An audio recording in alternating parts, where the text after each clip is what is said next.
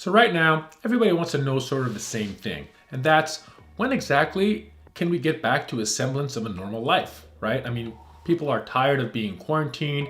We're tired of social distancing to the point where we can't even visit our families, where we're tired of going to the grocery store looking like this, right? Nor do I want to see other people walking around looking like this. So at some point, we're going to have to start weaning away from these super uber protective measures and still be careful, but get back to a little bit more of a normal life of humans out in the community.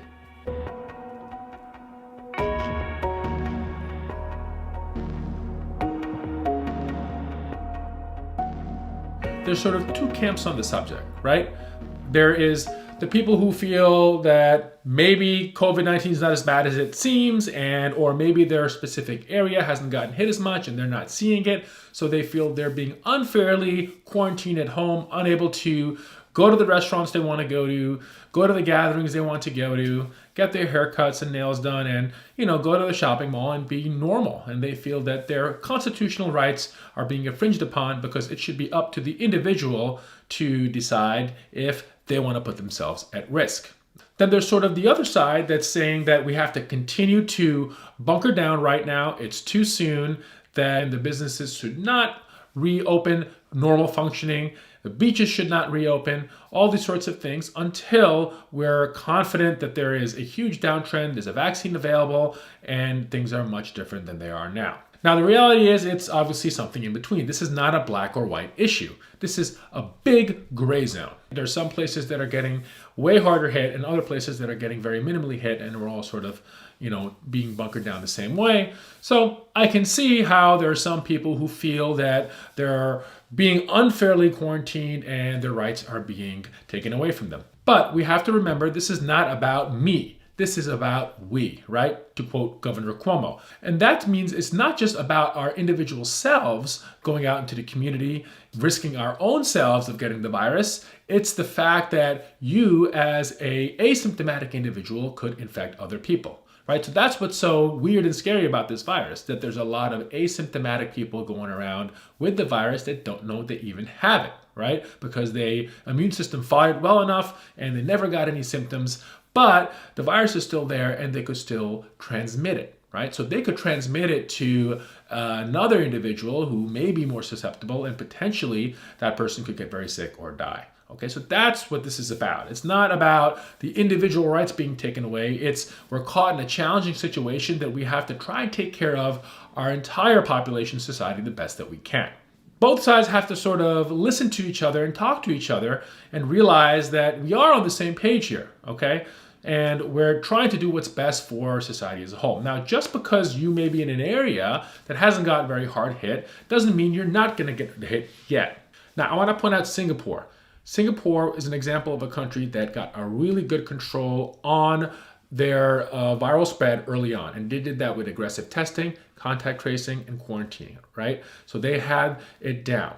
But after them being the model country in Asia, what happened? They had a surge of cases. In fact, they became the highest number of cases in an Southeast Asian country.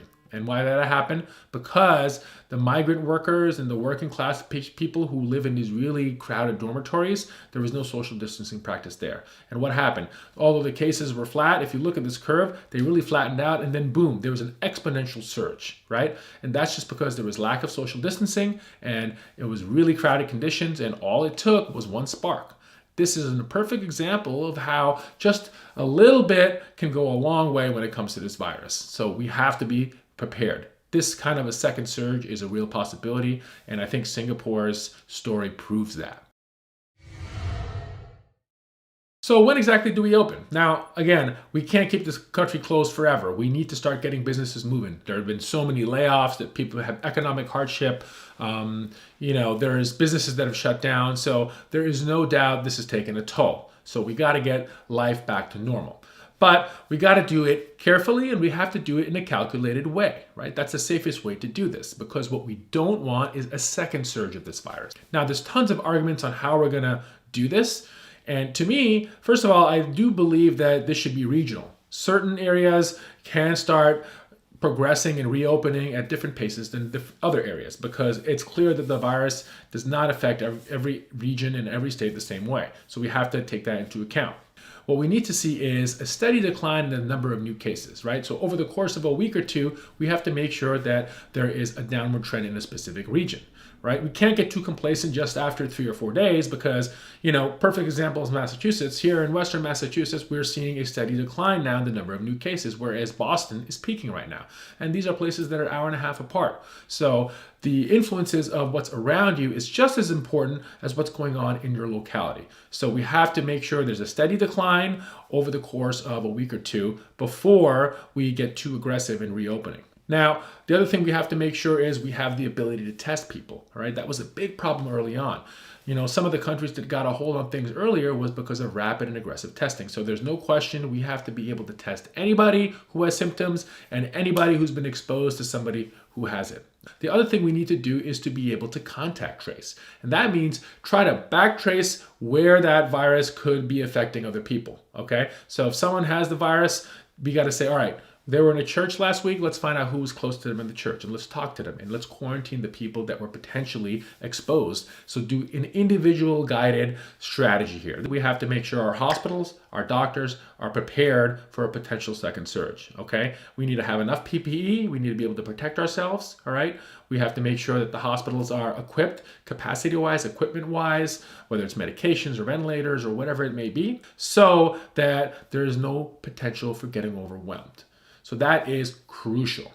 The other thing we need to make sure we have available is antibody testing, right? So that's going to be really important.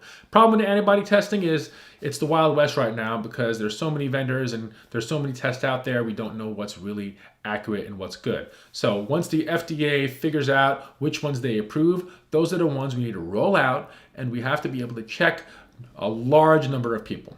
Okay. Now, who should get antibody tested? Ideally, every single person, right? Is that going to be possible? Probably not. So in order to utilize that to reopen the economy, we should start testing high-risk people, such as people who live in nursing homes, people who are 60 and older, people with underlying medical conditions. Honestly, they all should get antibody testing to make sure that it's safe for them to get out into the community because they're the ones that are more likely to get super sick.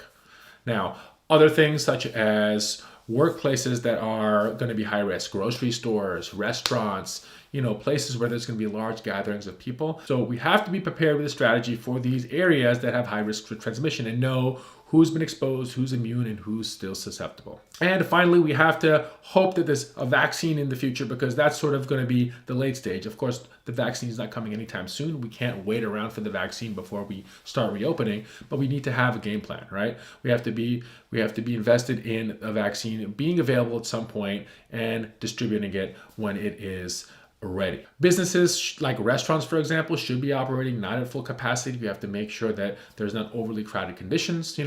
I don't think we should restart sporting events at all without fans. I think it's doable, but a stadium right now is out of the question. Schools have to reopen, okay? Schools is a big one, okay? We can't have Zoom-based education, for too long. This is not real school, and, college is only 4 years. So school is important. So the way to handle schools, every single person has to get antibody tested and COVID tested before they can attend school. We need to maintain social distancing. We have to make the classes not as crowded. All those things have to happen, right? Now, the question is going to be if someone is not immune, they have an antibody test that's negative, what do we do different, right? I mean, it's easy to say get the test, but are we going to keep them quarantined? Are we going to say only antibody positive people are going to be able to go to school? This is tricky. So we have to figure out exactly what we want to do with this information. So again, we have to, yes, open the economy. We have to do it carefully and slowly in a controlled fashion. We have to utilize antibody testing to help guide us, especially the higher risk people, and know who should be extra cautious and who should or should not come back into the community.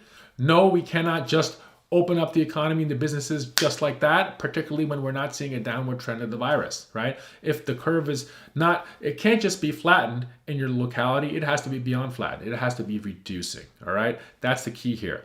And we have to make sure the hospitals are ready. So if you don't have that formula, we are going to risk ourselves another surge, and that's going to be bad, especially if it happens in the winter during influenza season, and we don't want that. So let's do it carefully, let's do it scientifically, and remember, it's about we, it's not just about me.